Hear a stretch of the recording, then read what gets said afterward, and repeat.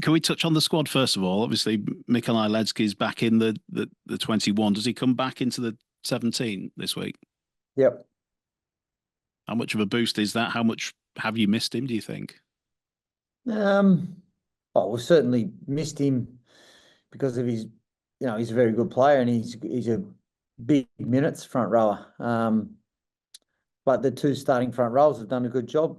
We've managed to win 3 from 4 games, I think, they're where he hasn't started. Pretty sure. So those guys have done a good job for us, got some minutes out, and Sam will go back to the bench this week. And now that he's proved that he can play some more minutes, he should be able to do that from the bench and get some longer stints. And with Mick, when he got that injury, was there a fear that he might not play again this year? Originally there was, yeah, but he's healed up. He went to London on Monday, had scans, and everything's good to go. And there was a possibility of maybe him playing next week, but he wanted to get out on the field this week, which is a good sign for the team, for his mates, the club, and a good sign where his headspace is at. What about any other changes that you might be contemplating ahead of Friday? No. Like I said, Mick comes in, and it's the same squad that we had last week.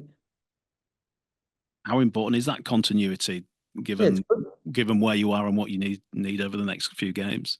Yeah, it's good for combinations. But to be fair, the guys that are there are doing their job and they've earned the right to stay there at the moment. So young Tom will drop out of the 17 this week and it'll be 18th for Mick. But look, he's done a really good job. He's gained some valuable experience out of it. Got a couple of things wrong last week, which he'll learn from, and he'll get another opportunity before the year's out. And I know after the London game, you said, Brad, that you weren't going to dwell on it. It was what it was. But how have you addressed the performance during this week? Well, when I thought about it and went back and watched it and, pulled the game to pieces, the thing I was concerned about, our attitude was actually pretty good, because you can't hang on for 90 minutes and find a way with a minute to go to get the result. Maybe, I need to put more trust in the players to own that attitude instead of me pushing it. And sometimes, that can have not a negative effect, but maybe it talks them into thinking they're going to have a bad attitude. So, something there for me that I need to do better. But apart from that, we've talked about the football part of it, and we just our discipline was poor, whether it have been penalties or our error rate, and just put ourselves under way too much pressure. And gifted them too much opportunity, like double the play the balls at our try line. So, and we've been good in the previous weeks before that of controlling field position through a bit of defensive pressure, but we've had more energy to be able to do it because we haven't been as ill-disciplined with the ball. So as it stands, there's 5 teams fighting for 2 spots. Are you the sort of coach that looks at permutations, that looks at other teams' fixtures, or do you just purely concentrate on what's ahead for the Rhinos? Yeah, I'm just worrying about us. I don't really know who's playing who over the next couple of weeks, and I know the 3 games that we've got. And what I do know is, and again, like I haven't talked about it, and we're not going to talk about it, but I'm pretty sure if we win 3 games, we're probably a real good chance of being one of those. So we've got to worry about this week, and we have to be better than we were last week in terms of our actual execution of our football, our attack.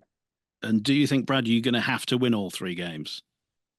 Look, I don't really know, to tell you the truth. I'd like to say, I'd like us to win all 3 games, so then I don't have to worry about other results. But yeah, I don't know. And it's your last home game of the season as well. How much can that motivate the group, do you think? Yeah, well, we've talked about it. We want our home ground to be somewhere, a privilege for us to play and a privilege for other teams to come and play. And we want that to be a bit of the focus moving into next year. But, we've still got plenty left this year. And part of that for next year is making sure our last home game this week, that we get our fans excited about what it can be next year when we're playing at home and what style of footy we're going to play when we're at home. So that is important. And it's Dono's last home game as well. So that's important to the group. And Reece Martin's last home game as well, isn't it, for Yeah, Leeds? Yep. Could it be quite emotional for those guys in particular, do you think? Well, I'm sure it will be, but hopefully, well, that we won't worry about that till the end of the game, because you can't win games on emotion. But hopefully, they can help them draw a bit more energy.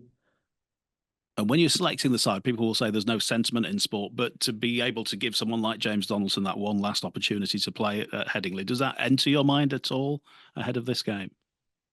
No, and it can't. Like I need to do what's best for the team and what's best for the club. And I'm sure James wouldn't want to be in the team on sentiment anyway. He only wants to be in there if he's good enough, and that's why he's in the team. The one thing I might, I'd like to be able to do is at the 80th minute, it'd be nice to have him on the field. So I'd try and get my changes right and finish the game that way. But again, at the end of the day, with 2 points is the priority, and that's all that matters to him. And if it works out that I can have him on the field at the end, well, that's great. But it's like the priority is about the performance.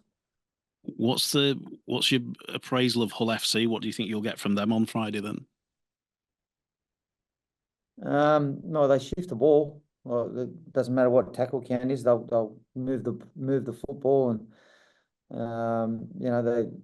we've got some good strong carries. And then they'll promote some offload off the back of it, and then the fullback's pretty fast, he's quite agile on his feet. So our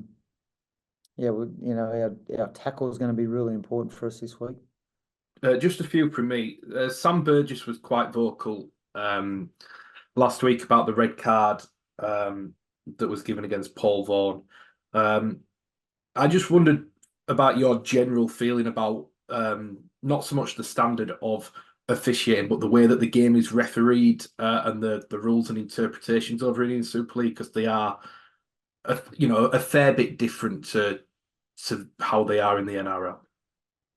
Yeah, look, they're a bit different, and I've had to get used to that. But I think to be fair to the game over here and the referees over here, that's probably I've got a few ideas around how I think, like it might be able to improve. But I feel like, I need to be up front and come through the front door with those guys and talk to them in the pre-season. So, I don't really want to talk too much about it at the moment. I'm happy to have that conversation later on, but I think they need to hear it from me first and instead of through the media.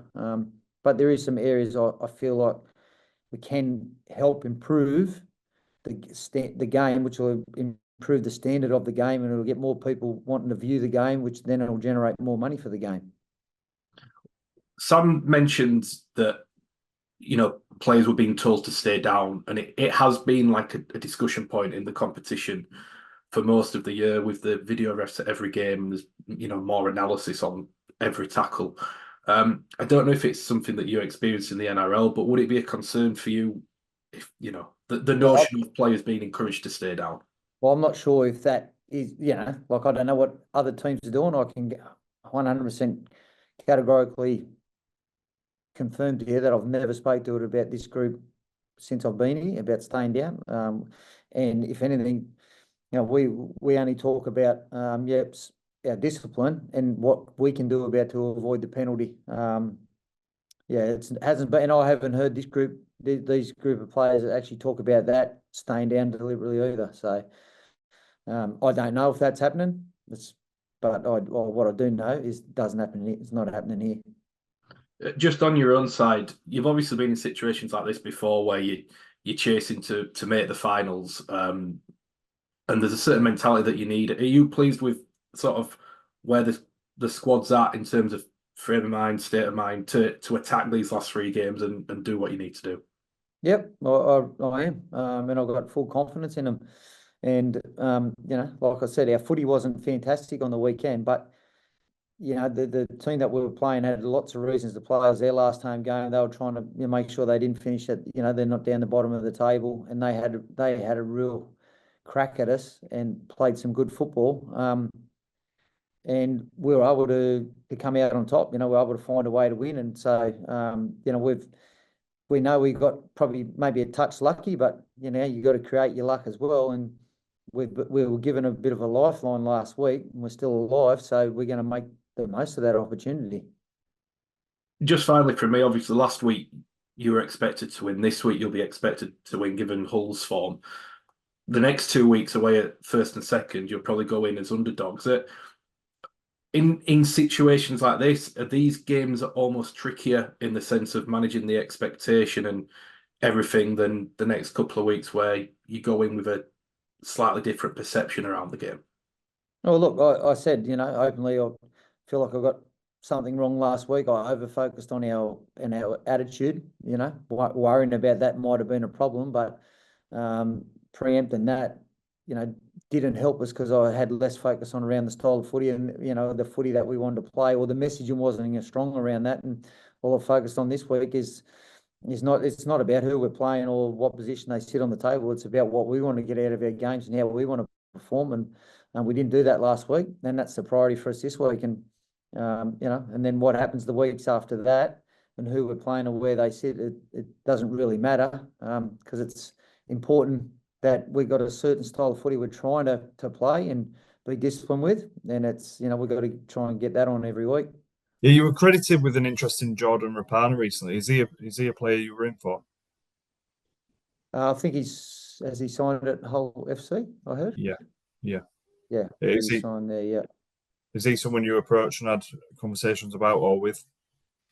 Well, I'd never had a conversation with him, but the club had we've getting thrown a lot of player options at us at the moment. He was someone that we had some interest in. We've got two quota spots that we're looking at. And we have had a lot of players thrown at us, and we just want to make sure whatever players we bring in that they're better than the players that we've got, and they can do their job and make a difference to the team. Are you on the lookout for a winger then? Oh, not so much a winger. A quality outside back would be another quality outside back to keep everyone honest and have competitions for spots would be handy. A strong front rower. Yeah. They can get out some good minutes. It'd be ideal as well. Ash Hanley's obviously played different positions during his career. Could you see him in another position rather than his usual spot on the wing? Well, yeah, maybe he can play in the centres, but like you're asking me questions about next year, which I appreciate, but until I get a good pre-season, I won't know enough to answer those questions 100% solidly or honestly. But we definitely want to help boys boost the squad and and improve the squad. And we have 2 quota spots, and we just need to make sure we fill them. And working at making sure we fill them with players that are worthy of joining our team. Yeah, just one more on that. I recognise what you just said. Just on Rapana, what kind of qualities would he have brought? What kind of qualities are you looking for from an outside back that you would look to bring in? Oh, well, look, he's going to another team now, so I'm not really interested in talking about Jordan Rapana's qualities. But someone that can carry the ball strong, help us get out of the backfield, someone that's nice and competitive. On the squad, Mikel Gudeman's not played for a few weeks. Is that a selection issue, or has he got a knock? No, it's just the way I'm going each week, the team at the moment. So he's just got a couple of things that he needs to work on. But I'm happy with the guys that are in the team and doing their job at the moment. So he's someone that can force his way back in with his performances in training and definitely. Like, there's no one that's got a mortgage on any jersey in the team, and they all know that, and they've all got jobs to do, and they've all got to get their job done for their teammates. And while they're doing that, it gives them a very good chance to stay in the team. But the team's a week-to-week proposition.